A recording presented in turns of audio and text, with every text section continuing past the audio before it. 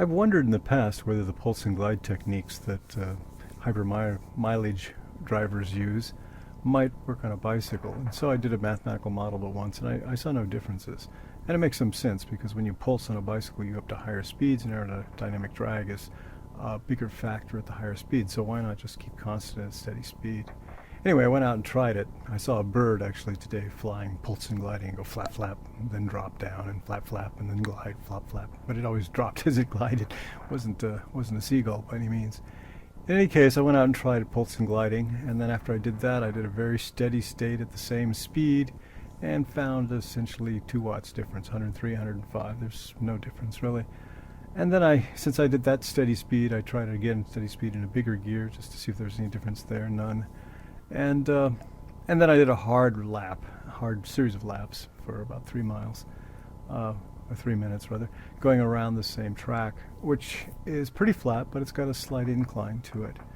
When I got home, I wrote down all the data, and a few hours later I thought, well, I've never done a mathematical analysis of watts versus speed in this way. I've done some roll-down tests before to analyze coefficient of drag and coefficient of rolling resistance, but I never actually used my power meter to do that, and of course you can.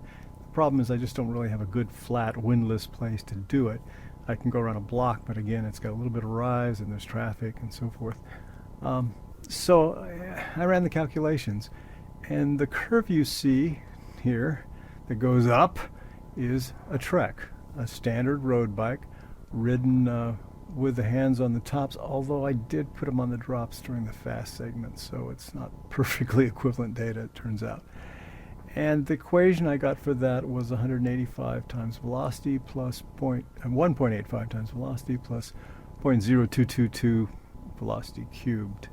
The first term, 1.85, refers to the rolling resistance. The second term is the coefficient of drag. And as you see, it's a perfect curve. It looks like v cubed. That's what we always talk about, that the drag is the square of the velocity, and power is force times velocity, and becomes the cube of the velocity. And you get this nice, beautiful curve that goes up. Of course, it's just a math fit to solving an equation from 2 different points, but it came out pretty well. I also plugged a bunch of data into a regression analysis to kind of back it up, and it's in the ballpark. Then I thought, well, why not throw in a whole bunch of the stuff from my P38? I've got a lot of data from years, and 2005, I guess, when I first got the power meter, and so I pulled a bunch of that data out, and I picked a couple of good data points and did just to solve the 2 equations, and got numbers. And in fact, those are the numbers you see here: 5.85 v plus 0.002836 v cubed.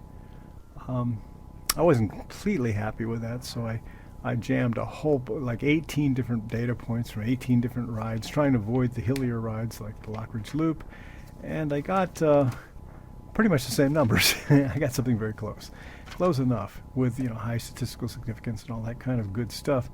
And so these are fairly realistic numbers. The problem between them is that the Trek number is for flat terrain, and the P38 number is for the terrain around Iowa, which is fairly flat but has rollers in it. The big difference is the coefficient of rolling resistance. Well, there's 2 big differences here, but let's start with that. 1.85 for the Trek and 5.85 for the P38. Now the P38 has a 16-inch front wheel. It's got a 700C wheel in the back, but it's got a 16-inch front wheel. You'd think, well, that'll have more rolling resistance than a regular wheel, but how much more? And in this case, it was apparently quite a bit more. Now the other thing is that the hills make an effect too. But even when I took the hills out, went to the flattest rides I could find, I still got 4.73. So 4.73 versus 1.85. It's 2.5 times more drag than the Trek, and more rolling resistance. So I have to apologize to Mark. Mark, he sent me a query. He showed me a recumbent with 2 700C wheels, and made some comment about how he'd prefer to have 700C wheels. And I said, you've got a great bike. Don't worry about it. But now I'm worried about it. On the other hand, when you get to the coefficient of drag, let's compare those numbers. We're looking at 0.022 and 0.0028. The recumbent, and this was the one I had the coroplast fairing on, many people remember that, some of you have never seen it, has 1/6 the drag of my Trek. 1/6. Now I did look at other sets of numbers and compared the Trek on rides around here and the recumbent on the flattest rides I could find. The difference was still 3.5, something like that, times more drag on the Trek. So this is a huge difference, and it's probably why, I ride a recumbent in Iowa because it blows a lot. Where there's headwinds, it makes a much bigger difference, but even without the headwinds, it makes a big difference.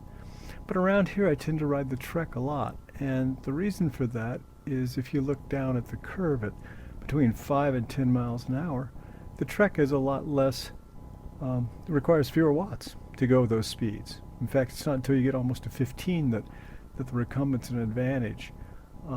And when you're climbing hills, you're going below 15. You're going 8, 9, 10 miles an hour for quite a while going up a hill. And frankly, the Trek just climbs a lot better. It climbs about 19% better than the recumbent, and maybe 10% of that is weight. The other part I've never quite figured out before, and part of it's rolling resistance. In fact, that's almost 30 watts there. It's at least 20 watts. It's 25 watts, something like that.